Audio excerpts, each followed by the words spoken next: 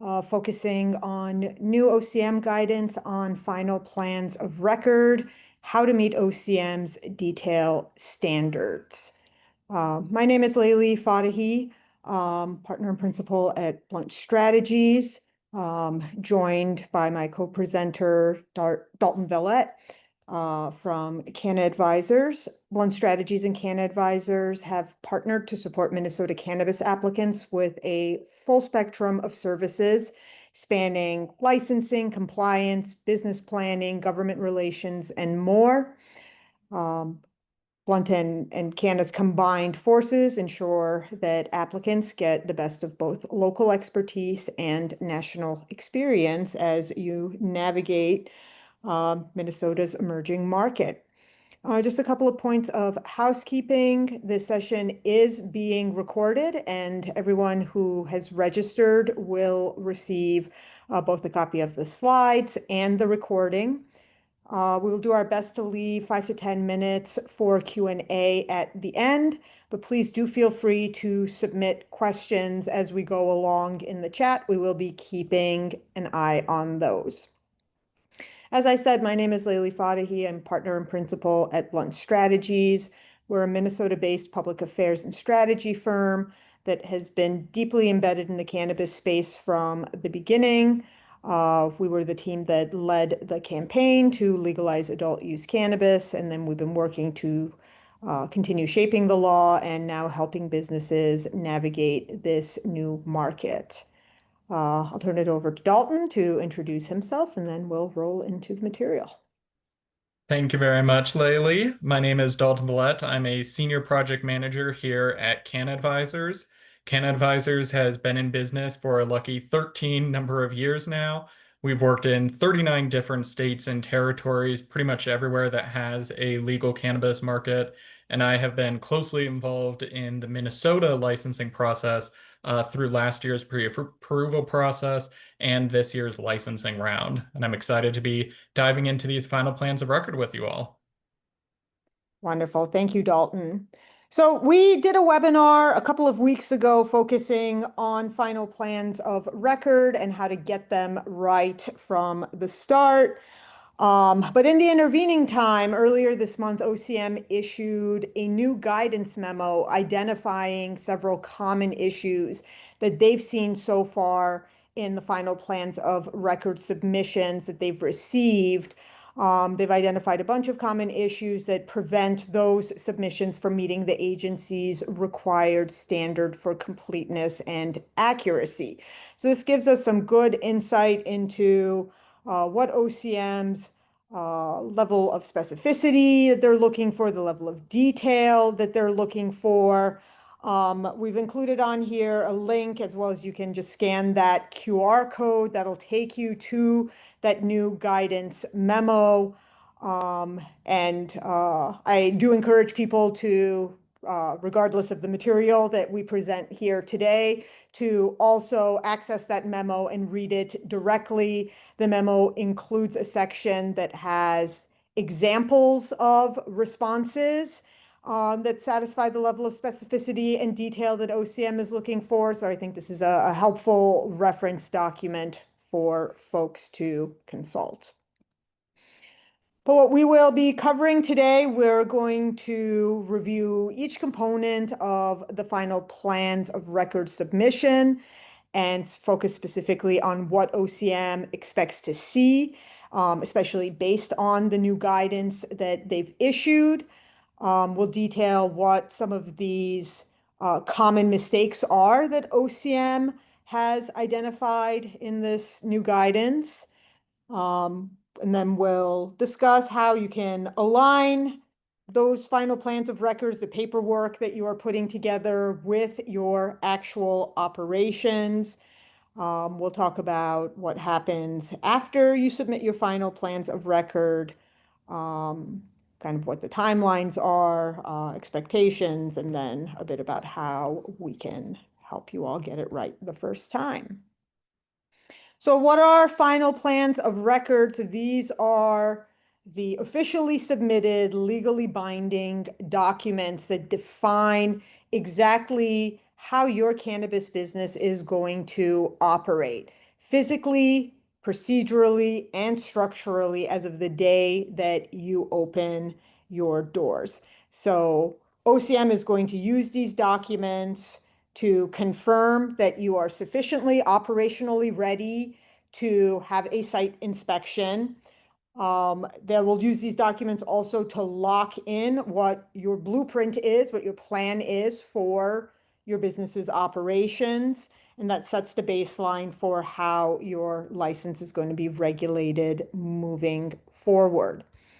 Now, what OCM's new guidance makes very clear is that when you're submitting these final plans of record, they're not looking for you to be submitting aspirational or forward-looking plans or templates.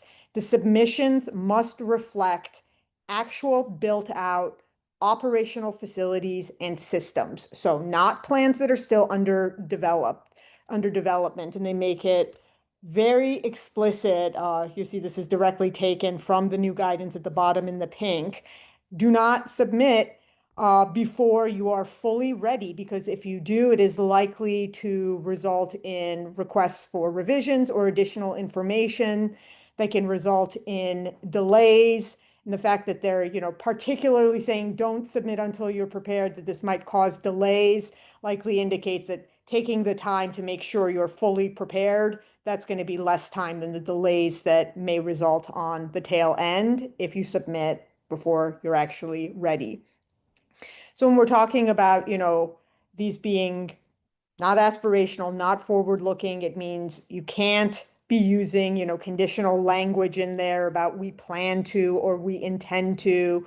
The details that you're putting in there need to reflect what's already operational or ready for inspection from day one. And more specifically, OCM now, this had been a point in our prior webinars that we had sort of said, it's not exactly clear how built out your facility should be before or after submitting these final plans of record. OCM has eliminated any uncertainty here. They're saying applicants should only submit their final plans of record once their facility is fully built out and all aspects of their business operations are ready to begin. So your final plans need to reflect your actual built out facility, your actual systems and processes, and your real team, your actual personnel, those roles, the vendors, and your site conditions. Once these plans are submitted and accepted, they're locked in. You cannot make operational changes, whether that's changes to your layout or, using a new endorsement or adopting, major changes to SOPs without submitting a new version to OCM. So keep in mind that this, as with all the things that you're submitting to OCM, is a legal attestation. So it's really important that what you're submitting is accurate, internally consistent, cross-reference, and we'll talk about that in much more detail. Just in terms of how to submit your final plans of record, once you are preliminarily approved, meaning you've submitted your labor peace agreement and your background checks, OCM will notify you that you're preliminarily approved, and they will provide you with an email to a link to a web page that has the details for submitting your final plans. That link will take you to a web page where there's a number of required forms that you have to fill out. Dalton's going to walk you through what, each of those forms are in detail. But we just want to highlight, you're going to fill out that form. Once you've submitted that form, OCM is going to email you a PDF copy of your responses. You then have to upload those PDFs that are emailed to you to your Excella account, along with all the required attachments.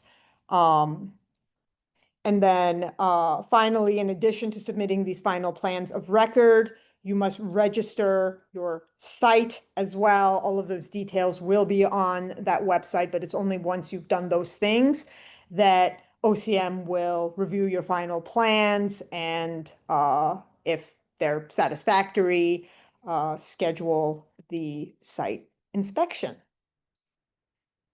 With that, I will turn it over to Dalton and he will walk you through in much more detail what these different requirements are. Thank you very much, Laylee. So there are 6 key components that you want to be mindful of during this stage in the process. The first one is the site security and operations plan. This is going to include details such as your facility diagrams, utility access, and operational descriptions that are tailored to each of those different endorsement types that you are pursuing, such as cultivation or dispensing.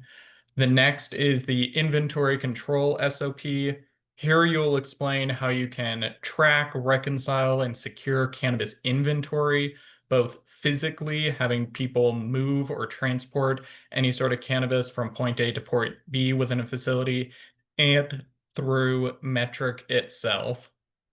The next is the quality assurance SOP. This is going to cover product integrity, recalls, sanitation protocols, customer complaints, and any sort of related compliance systems that you're going to incorporate into the day-to-day operations at your facility.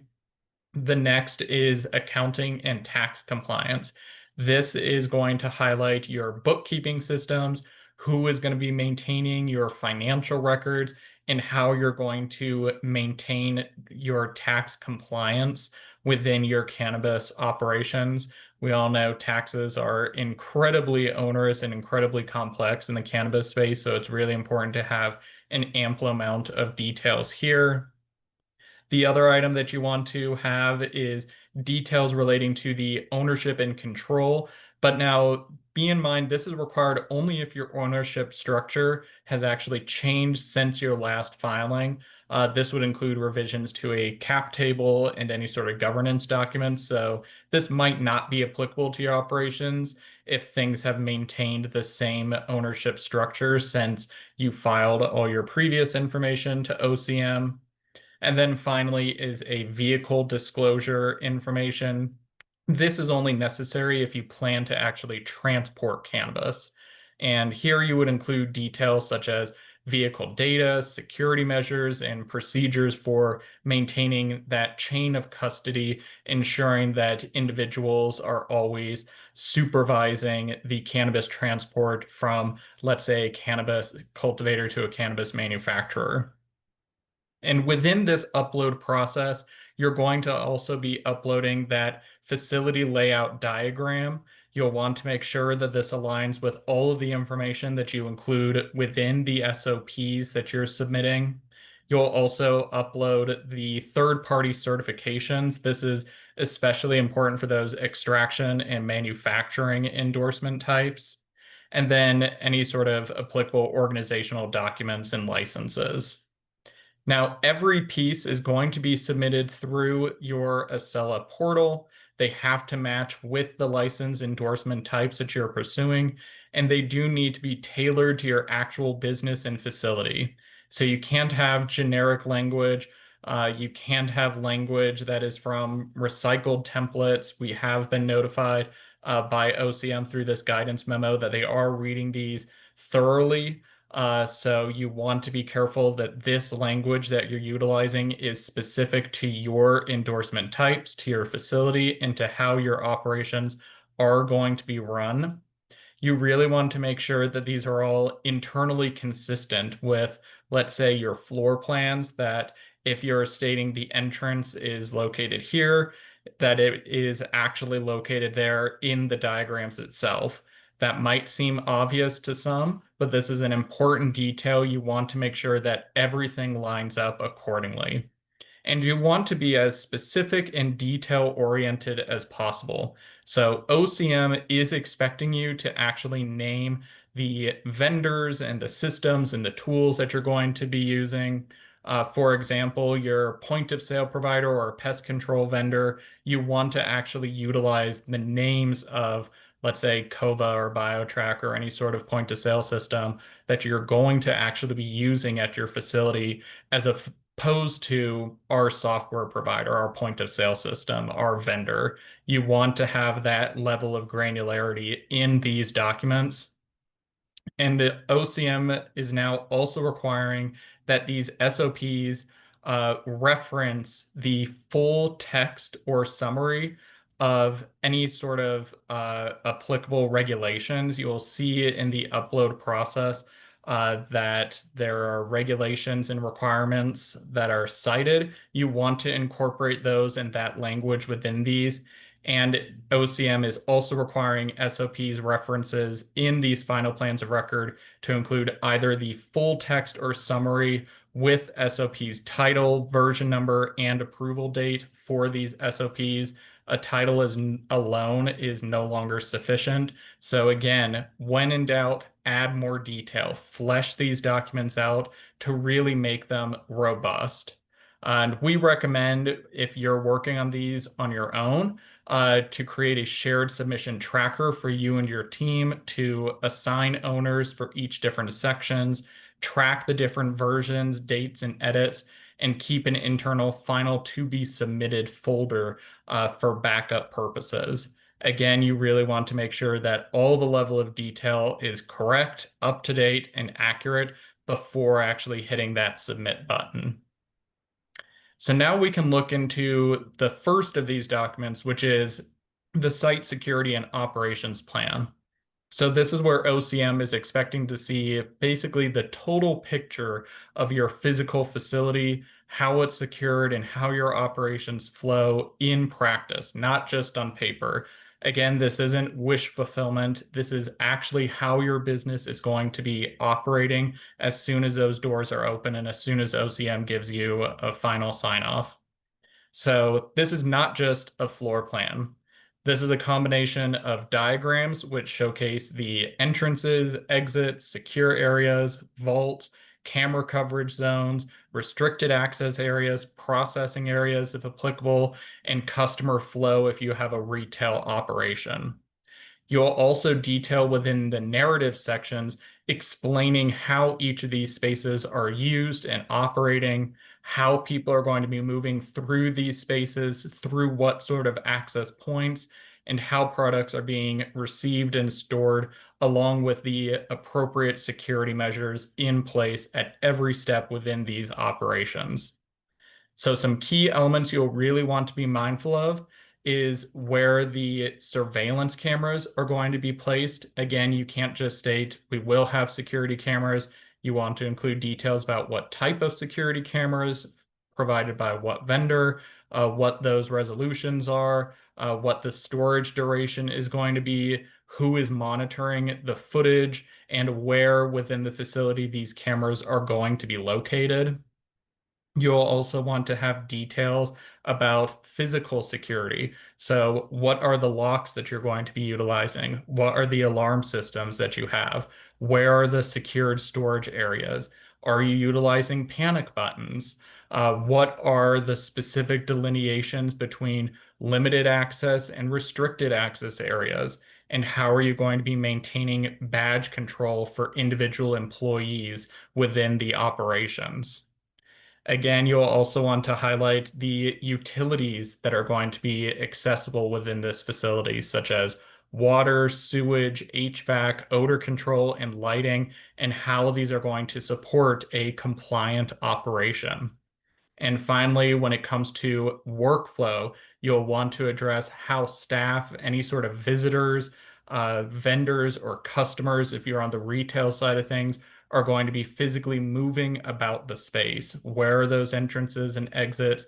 Who is going to have access to what specific spaces within the facility, and how you're going to control this flow of operations.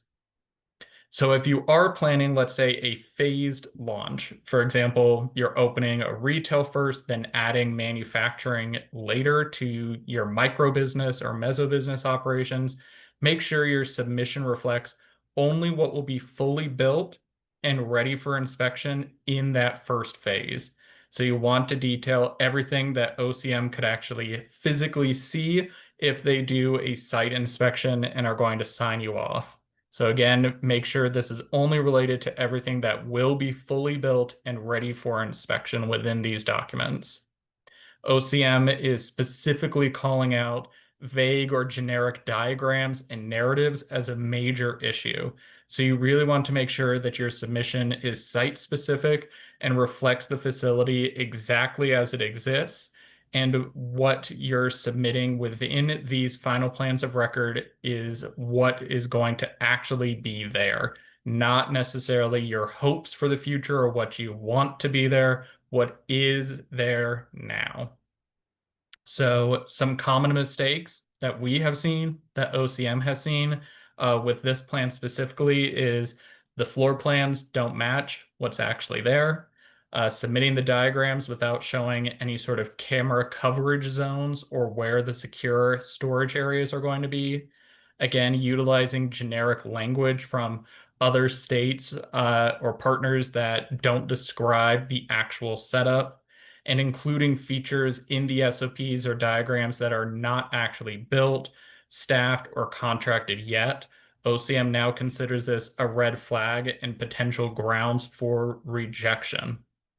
So when it comes to the best practices with the site security and operations plan, you'll want to physically walk your facility with your floor plans and a highlighter before submitting. What's on the paper needs to match the actual physical space that's around you. Have a second person, ideally someone not involved in the drafting process, do the same walkthrough to address any sort of gaps that might be missing. For every requirement, you'll want to include details that are verifiable, measurable, and aligned with your actual systems. And again, you'll want to include the actual names of any sort of vendors or systems where applicable. So, for example, if you're using Kova for your software, say so. If you've contracted with a security vendor, you'll want to include the name of your security vendor as appropriate as well. This adds a level of specificity that OCM is not just hoping to see, but is expecting to see within these documents. The next plan is inventory control. So this SOP is going to explain how you'll manage cannabis inventory securely and compliantly from intake to sale or transfer. OCM will use this to evaluate your diversion prevention practices and how you'll reconcile those digital and physical inventory measures that you have in place. So here you'll describe how you'll receive inventory and log this into metric, where and how inventory is being stored securely, who has access to inventory control storage areas and metric, how inventory is reconciled, how often, by whom, and using what processes, and what happens if you find any sort of discrepancies or theft or loss. What are the steps that you're going to take to address or remedy these? You have to explain what specific tools, vendors, and systems that you're going to be utilizing, how metric is going to be integrated into your facility operations, how you're going to manage tag issuance, replacement, and reconciliation for any sort of cannabis plants and or products going in and out of your facility, what escalation process there is if you discover any sort of inventory discrepancies, and how you will document and report any sort of issues to OCM in a timely manner. So some common mistakes here, again, is utilizing vague SOP language such as we will use metric without actually explaining how you're going to use metric, how does that integrate into your facility and best practices. Another mistake that we've been seeing is forgetting to include who's responsible for what and what are the timelines and timetables associated with any sort of processes. So you'll want to include, let's say, daily check-ins instead of just check-ins at the location, and submitting SOPs that reference processes or roles that haven't actually been staffed or implemented yet. So if you don't have a compliance manager, but you reference a compliance manager is going to be doing all these tasks within an inventory control SOP, that's something you'll want to reconcile. So you do not want to reference SOPs or systems that are still in development. If you're still finalizing those workflows or you have a delay in submission until it's fully defined or implemented, OCM is rejecting plans that are really focused on kind of future plans of operations. So again, think about what is going on in the present. If you know there are gaps and areas that you need to address, work and reconcile those now prior to submitting this, because again, you could get these final plans of record rejected if you do not meet the requirements set out by OCM. So, best practices to just be mindful of here: create a reconciliation checklist. This can identify the person, system, and frequency for each of the different tasks that are related to inventory control. You can include a sample log template or screenshots in your internal records. Even if you don't submit them to OCM, they're helpful for you to reference and keep the language consistent. And make sure that your floor plans reference your secure storage areas and that they match all of the SOP languages that you're uploading to Acela. Next, we have the quality assurance SOP. So this is going to be focusing on product integrity, sanitation, compliant response, and recall readiness. It should describe how you keep cannabis products safe for consumers and how you respond if anything goes wrong. So here you're going to need to describe how you maintain that product quality during storage and handling, how you're going to be cleaning and sanitizing the facility and what sort of sanitizing agents you're going to be utilizing, how you handle customer complaints and product returns, and how you initiate a recall, notify customers, and coordinate with the OCM if that's necessary post-operations. So for retailers specifically, you'll also need to describe how you check IDs and block any underage sales, how you verify the medical registry status for patients if you have that medical retail endorsement, and what consumer-facing signage is posted in your store and how you meet compliance requirements there with signage. So some common mistakes within this quality assurance SOP is referencing procedures or systems that aren't fully implemented or are still in development. Again, OCM wants these finalized, impenetrable practices only, not intentions. They want what you are going to be doing, what you are doing within these SOPs, not something that you're going to be instituting a year from now.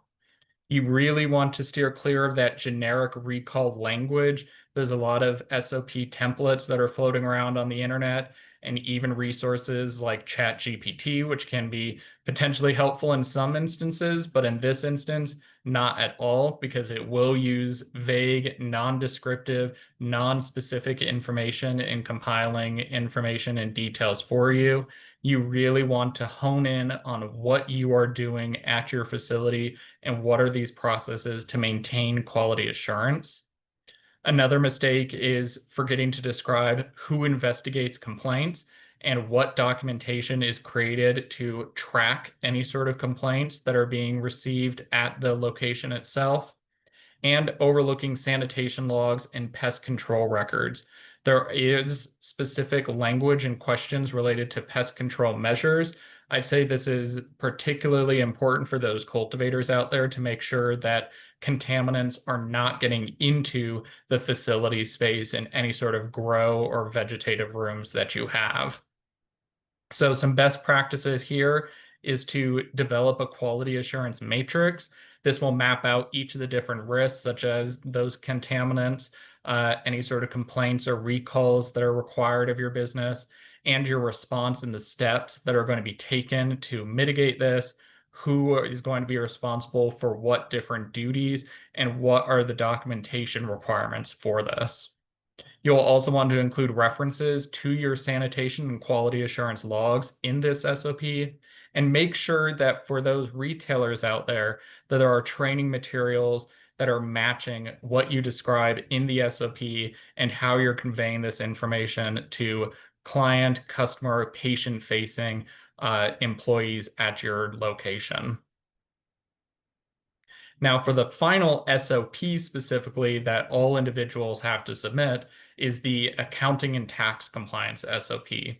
So this might feel like a formality. It's short compared to a lot of the other SOPs, but it's not something that you want to blow past or again utilize that generic language for.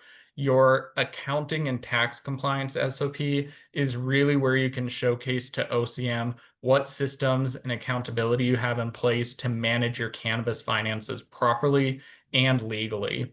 Given the federal illegality of cannabis and all of the complicated tax situations associated with operating a cannabis business, this is something you don't want to blow past or have very short answers to. You do want to have robust information and, again, tailored information to your business too.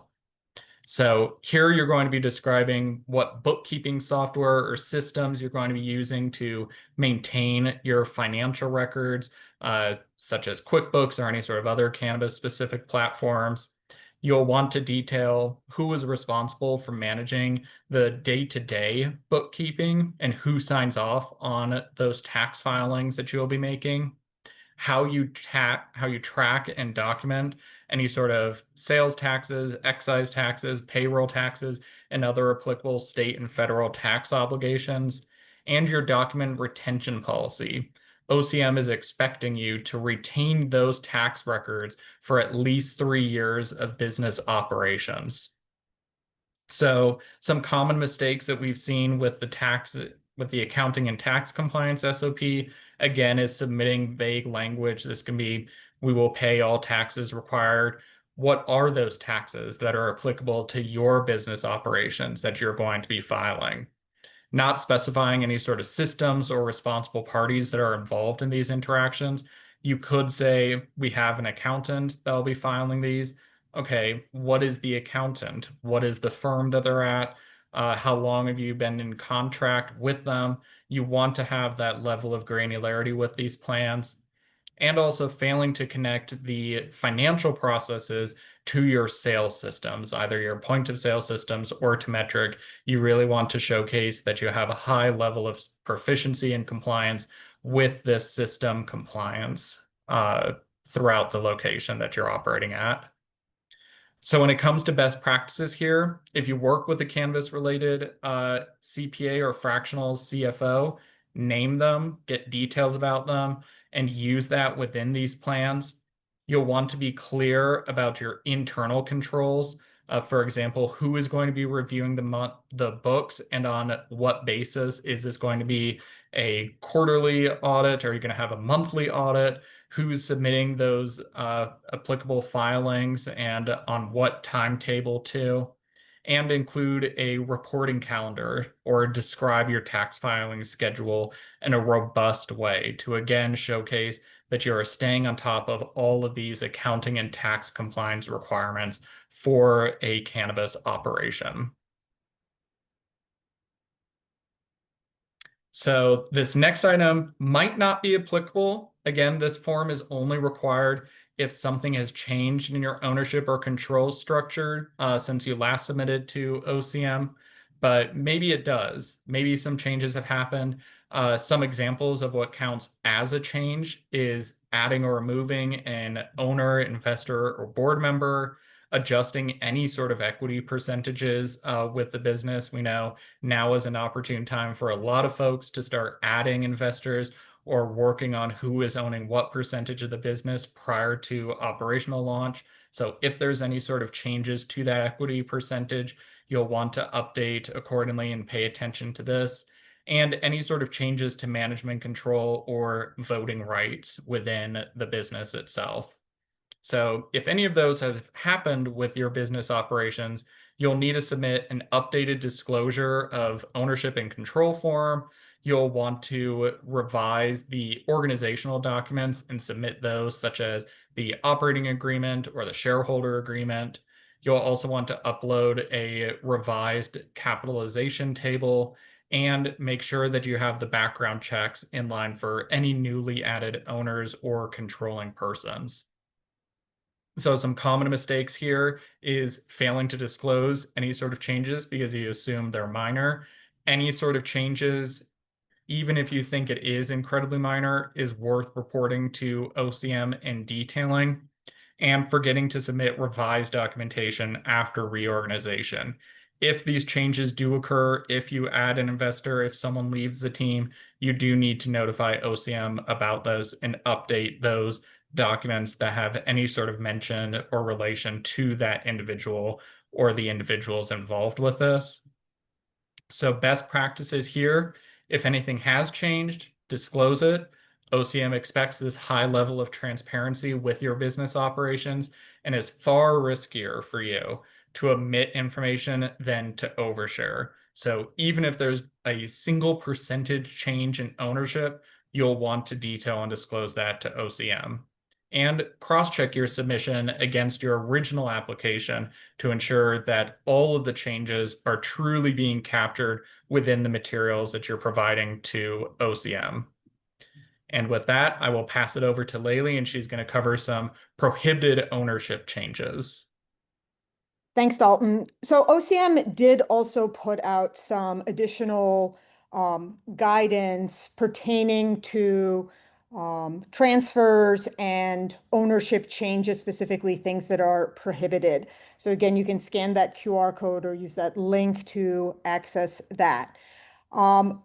We really want to emphasize that folks should be proceeding very carefully when you're making changes to ownership, because some changes to ownership can disqualify your application entirely, meaning it's not going to be a situation where OCM is coming back and saying, hey, you need to revise or fix this.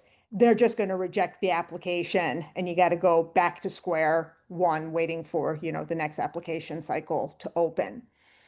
There are some really important things that you cannot do before you have actually been issued the license. You can't sell or transfer the majority ownership interest prior to being licensed. Certainly, you don't want to add any ineligible owners. Make sure that, if you're adding new owners, you're looking at their criminal and civil records against what is allowed or prohibited. Changes to the legal business structure, if it would require you doing a new registration with the Secretary of State. If you're making changes to the equity percentages such that it invalidates your social equity classification, you don't get to just float now out of social equity into, general pool. If you apply to social equity or accepted as social equity, you need to stay within the necessary percentage. And especially, anything that would violate true party of interest rules via indirect control, financing conflicts, things like that. OCM has been very explicit that by statute, applicants cannot transfer ownership of their application before receiving a license. So that means a preliminarily approved applicant can't sell majority ownership interest to a third party. So if someone buys into or takes over a preliminarily approved application in a way that changes the majority ownership interest or the ownership structure in a way that would require a new SOS filing, then that application is going to be considered non-compliant, it's going to be invalidated, and it is not going to proceed any further. So this is all to say that you should beware of these sort of premature, license deals. We're seeing a lot of folks that have absolutely no business brokering, purchase and sale agreements, advertising that, oh, I have licenses to sell, or people looking to buy. No cannabis, there's been very few cannabis licenses that have been issued yet. If you're being offered the chance to buy a license or invest in a license, ask, is it truly a license or is it just a preliminarily approved application? And consult with legal and compliance professionals before making any moves. We'll be doing a dedicated webinar on this topic sometime in the next week, 10 days, with Carol Moss from Helmuth and Johnson. So please do keep an eye on your email for that. Whoops, turn it back to Dalton. All right, so now the final upload that you really want to be mindful of is the vehicle disclosure information. So again, this might not apply to your business operations, but if you plan to use your own vehicles to transport cannabis, whether for delivery, transfer, or wholesale, you must submit a vehicle disclosure form. So within this form, you'll need to provide the make, model, VIN number and license plate for each vehicle. You'll want to provide proof of insurance and registration, a description of the vehicle security features such as locked storage compartments, GPS tracking, or route logging, along with camera and alarm systems if applicable. You'll also need to describe your transport protocols, who is going to be authorized to drive, what is the chain of custody procedures, and how you log pickups, drop-offs, and deliveries in metric. And if you're using a third-party transporter, you may not need to submit this form, but you will need to describe your chain of custody and vendor verification process elsewhere within the submission. So you'll really want to be clear on the steps and parameters that you're going to be taking just to ensure this compliant transport with a third-party transporter. And as far as best practices go with this specific form, you really want to prepare your vehicle disclosure and transport SOP. Even if you plan to use a third party, you may need this later as you expand your overall business operations.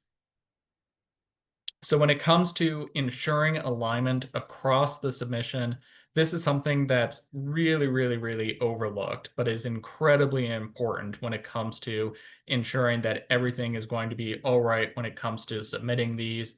You really want to make sure everything matches across all forms and attachments. So some common misalignment issues that we've seen are the floor plans don't match the SOP descriptions. If you say the main entry door is facing east, you don't want to submit a floor plan that has the main entry door facing west. You really want to make sure everything is in alignment here. The roles that are going to be named within these SOPs need to be specified. You need to make sure that they line up accordingly. And you don't want to be missing any sort of roles within this too. You don't want to have any sort of inconsistent reconciliation schedule. So if you say we're going to be reporting a recall to OCM within 24 hours, you want to make sure that that is true across the board and not in one document where you say 8 hours or 12 hours or 16 hours. You want all these figures, all these timetables for all the different processes and mechanisms in place to be in alignment with each other. So when it comes to best practices here, review all your SOPs before hitting submit. You want to ensure that you're referencing everything accordingly within your submission. If you mention them, they should be version dated and available during inspection. Listing a title for these SOPs again is not enough. Again, the more details, the better within these final plans of record. You'll want to do a full document walkthrough before you submit. There is no reason to rush this process. Again, one of the biggest mistakes is people submitting these documentations before they're actually ready to, and you can get notices to cure if this happens, and that can delay the process even more. So really make sure you're taking your time to review everything before you submit. Have someone who's not been involved in the drafting process read everything and review everything too before submitting. You'll really want to cross-reference your SOPs, the floor plans, and the narratives to make sure that they're all telling the same and complete story of your operations. And use a submission checklist to ensure nothing is missing or contradictory within these documents that you're going to be uploading. And if you do have any sort of questions or concerns, reach out to either us at Cannabis or to Blunt Strategies or to OCM to see if there's any sort of additional information that they can be provided. Because the last thing that you want to do is submit plans that you're unsure about, because again, you could get those notices to cure. You could have all of your materials then be pushed basically to the back of the line, and that can delay the process to getting your operations open a substantial amount of time. So really take your time with these, make sure everything is complete and as robust as possible and is tailored to your specific operations. So then what happens once you submit all these materials through Acela? OCM will begin their review process. They might reach out to you if they need additional clarification or details. If your submission is incomplete, or missing a required detail, OCM will send it back with a revision request, but they have emphasized again that these delays will slow down your path to licensure. So it is better if you can get it right the first time. Then once you've cleared that, OCM will schedule your pre-licensure site inspection, and your submission becomes your official plan of record. Any changes you make subsequent to that, you would need to resubmit and get reapproved. And just some best practices, always a good idea to keep a time-stamped copy of everything that you submit. Go through when you do those attachments, click on the little attachment link, make sure it actually uploaded the way it was supposed to, take screenshots, etc. And then log submission and response dates so that you can follow up if need be. And as always, if you need additional help, please do reach out to Blunt or to Can Advisors. This is where a lot of businesses get, sort of tripped up, not because they're not ready to operate, but because, their documents don't fully prove that they're ready. But that is something we can help ensure that you do it right. Whether that's, helping with drafting the final SOPs, making sure everything lines up, cross-checking your submissions, all of that. We've helped lots of applicants catch problems before they cost time and money. So if you're not 100% confident, reach out to us. Always will first talk with people. Consultations are free. So you can book that either by emailing us at info@bluntstrategies.com or use the form on our website. And with that, we will open the floors for any questions.